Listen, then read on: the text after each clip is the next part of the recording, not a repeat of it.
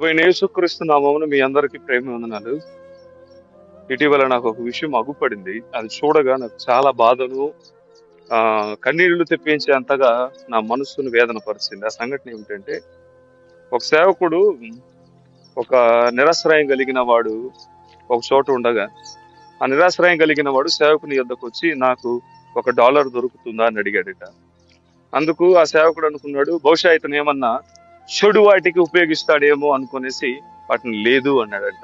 అయితే ఇతని పక్కనే, ఈ సేవకుని పక్కనే ఉన్న మరొక నిరాశ్రయం దగ్గరికి వెళ్ళి, నాకు కొంత సొమ్ము $1 దొరుకుతుందా అనగానే, ఈ యొక్క ఆ నిరాశ్రయం కలిగిన వాడు అతనికి ఏం ఆలోచించుకుంటే వెంటనే $1 ఇచ్చాడంట. ఇది చూసిన సేవకుడు వెంటనే షాక్ అయ్యాడు. ఏందిది? నేను దేనికైనా చెడు వాటికి ఉపయోగిస్తాడేమో అని అనుకున్నానే, మరి ఈయనంది వెంటనే ఎత్తిచ్చేశాడని ఆలోచించాడంట.